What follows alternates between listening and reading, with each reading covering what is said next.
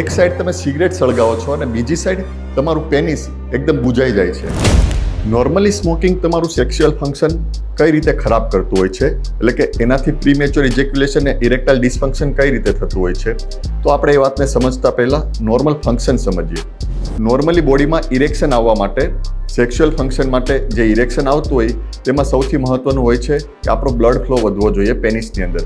જ્યારે પેનિસની અંદર blood flow વધવો હોય એના માટે નાઇટ્રિક ઓક્સાઇડની જરૂર પડતી હોય છે કે જે આપણી પેનિસની આર્ટરીઝ હોય ને એની અંદરની એક વોલ હોય છે જેને એન્ડોથેલિયમ કહેવાય, એની અંદર બનતું હોય છે.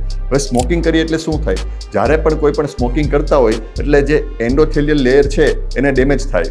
એ ડેમેજ થાય એટલે નાઇટ્રિક ઓક્સાઇડ બનતું ધીમે ધીમે ઓછું થવા લાગે. બીજું, સ્મોકિંગના કારણે આર્ટરીઝની અંદર બ્લોકેજ થતું હોય છે. હવે પેનિસની આર્ટરી એકદમ સ્મોલ હોય છે એટલે એની અંદર જલ્દી બ્લોકેજ થઈ જતું હોય. જ્યારે પણ પેનિસની આર્ટરીઝ બ્લોક થાય એટલે બ્લડ ફ્લો એકદમ ઘટવા માંડે, એટલે પહેલાં તો સરખું ઇરેક્શન આવતું બંધ થઈ જાય. બીજું, આપણું જે ઇજેક્યુલેશન હોય એને કંટ્રોલ કરતું હોય છે સેરેટોનિન, કે જે એક હોર્મોન છે જે બ્રેઇનની અંદર રિલીઝ થતો હોય. હવે જ્યારે કોઈ પણ વ્યક્તિ સ્મોકિંગ કરતો હોય એટલે સિગારેટની અંદર નિકોટિન હોય, એ નિકોટિન છે આ સેરેટોનિન લેવલને ડિસ્ટર્બ કરી દે એટલે ઇજેક્યુલેશન જલ્દી થઈ જતું હોય છે. પણ સારી વાત એ છે કે આ રિવર્સિબલ છે. જ્યારે પણ કોઈ પણ વ્યક્તિ સ્મોકિંગ બંધ કરી દે એના 4 થી 6 વીકની અંદર આ ફંક્શન નોર્મલ થવા લાગે. જો 4 થી 6 વીકની અંદર આ ફંક્શન નોર્મલ ના થાય તો કોઈ પણ ડૉક્ટરને કન્સલ્ટ કરવા જોઈએ.